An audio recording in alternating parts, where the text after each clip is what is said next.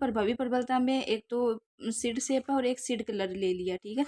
जैसे अपन किसी एक को प्रबल मान लेते हैं, जैसे सीड शेप है उसको प्रबल मान लिया, तो सीड शेप है वो सीड कलर को काम नहीं करने देगा, ठीक है।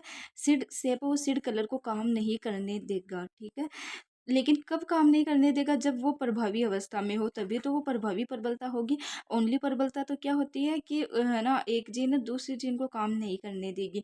लेकिन प्रभावी प्रबलता होती है वो कब काम नहीं करने देगी, जब वह जीन प्रभावी अवस्था में हो, ठीक है। तो वो होती है प्रभावी प्रबलता। तो इसमें सीड कलर, सीड शेप ले लिया अपन ने गोल, और सीड कलर ले लिया येलो, ठीक है। तो गोल है वो येलो को नहीं आने देगा। आगे देखो, जैसे कि इसमें है गोल है वो येलो को नहीं आने देगा, तो यहाँ पर येलो नहीं आएगा तो क्या आ जाएगा, ग्रीन, हरा, ठीक है। तो अब हरे कितने हो गए, गोल व हरे हो गए 12, और फिर अनुपात 3:1, ठीक है। ये हो गया प्रभावी प्रबलता का रेशियो, ठीक है। ये आ गया प्रभावी प्रबलता का रेशियो। अब देखते हैं इसमें अप्रभावी प्रबलता। तो अप्रभावी प्रबलता क्या होता है, वही सीड शेप ले लिया और सीड कलर ले लिया। अब इसमें सीड शेप अपन क्या देख रहे हैं, अप्रभावी। तो अप्रभावी रूप क्या हो जाएगा, यहाँ पर प्रभावी रूप तो अपन ने गोल ले लिया था सीड शेप का, और सीड शेप का अप्रभावी रूप लेना है तो वो हो जाएगा झुर्रीदार। तो इसमें सीड शेप है वो कौन से कलर को नहीं आने देगा, येलो को, मतलब झुर्रीदार है वो येलो को नहीं आने देगा, येलो को नहीं आएगा। येलो नहीं आएगा तो क्या आएगा, हरा कलर आएगा, ठीक है।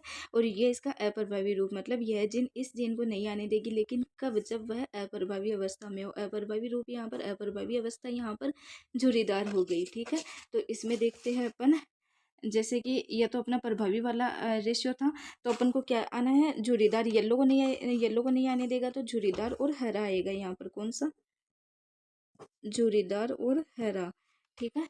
तो ये देखो, इसका हो जाएगा 9:3। अब यहाँ पर येलो नहीं आएगा, हरा। तो झुर्रीदार हरे कितने हो गए, 4 हो गए, ठीक है। तो ये रेशियो आ गया अप्रभावी प्रबलता या सप्लीमेंट्री रेशियो का। तो देख सकते हो यहाँ पर अप्रभावी प्रबलता या सप्लीमेंट्री जीन है, इसका 9:3:4, ठीक है। और यही रेशियो अपने यहाँ पर आया है, ओके। नेक्स्ट अपन देखते हैं कॉम्प्लीमेंट्री जीन। तो ये क्या होती है, यह मतलब दो जीन साथ साथ में काम करती होती है, मतलब साथ साथ में प्रभावी होगी ये। जैसे एक जीन प्रोटीन बना रही है, मतलब कि एक जीन प्रोटीन बनाना वो लक्षण प्रकट कर रही है, तो एक जीन है वो अप्रभावी हो गई, मतलब या फिर दोनों ही जीन अप्रभावी हो गई तो लक्षण नहीं दिखेगा। इसमें दोनों जीन है वो साथ साथ में काम करेगी, दोनों जीन साथ साथ में काम करेगी। काम करने का मतलब होता है लक्षण प्रकट करना, ओके, लक्षण प्रकट करना। अगर इनमें से एक जीन भी अप्रभावी हो गई या फिर दोनों जीन अप्रभावी हो गई तो लक्षण प्रकट नहीं होगा, ठीक है। ये होती है कॉम्प्लीमेंट्री जीन। जैसे अपन देखते हैं ये रेशियो अपना जो डाई हाइब्रिड क्रॉस में यही आया था, मेंडल के डाई हाइब्रिड क्रॉस में 9:3:1, ठीक है। इसमें अपन क्या बोल रहे हैं कि दोनों साथ साथ में प्रभावी होगी, ठीक है। तो साथ साथ में प्रभावी कौन सी है, ये है ना, सीड शेप है प्रभावी है, यहाँ पर सीड कलर प्रभावी है। यहाँ पर सीड शेप प्रभावी है लेकिन सीड कलर है वो अप्रभावी है। यहाँ पर सीड शेप अप्रभावी है और सीड कलर मतलब कि एक तो अप्रभावी है ही है, इसमें भी, इसमें दोनों अप्रभावी है, इसमें एक अप्रभावी है, इसमें भी एक अप्रभावी है, लेकिन इसमें दोनों ही क्या है, प्रभावी है, दोनों प्रभावी है। तो इसमें इसका रेशियो क्या हो जाएगा, प्रभावी का ले लो 9, और ये 9 है वो इन तीनों को ही काम नहीं करने देगी, तो ये क्या हो जाएगा 3:3:1, मतलब 7। तो इसका रेशियो क्या हो जाएगा, 9 है वो इस 7 को काम नहीं करने देगी। यहाँ पर 9 है वो प्रभावी है, इसके जो सीड कलर और सीड शेप है वो दोनों ही प्रभावी है, और ये 7 है ये अप्रभावी है। इसमें से या तो दोनों अप्रभावी मिलेंगे या फिर कोई एक लक्षण अप्रभावी मिलेगा।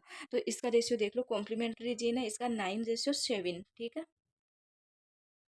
लास्ट अपन देख रहे हैं डुप्लीकेट जीन, ये क्या होती है।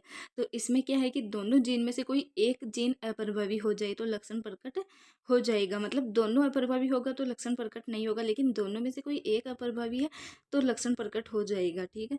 जैसे कि अपना ये रेशियो है, इसमें ये दोनों ही प्रभावी है, दोनों प्रभावी है, लक्षण दिख जाएगा। और इसमें एक अप्रभावी है तो इसमें भी, इसमें दिख जाएगा, इसमें भी लक्षण दिख जाएगा। और इसमें झुर्रीदार और पीला, मतलब ये अप्रभावी है तो इसमें भी प्रकट हो जाएगा लक्षण। अब इसमें देखो, इसमें झुर्रीदार और हरा दोनों ही अप्रभावी है तो इसमें लक्षण प्रकट नहीं होगा। तो 9 और 10, 11, 12, और ये हो जाएगा 15, 9, 3, 3 का हो जाएगा 15 और एक जिसमें प्रकट नहीं होगा लक्षण, ये रेशियो हो जाएगा अपना डुप्लीकेट जीन का 15:1।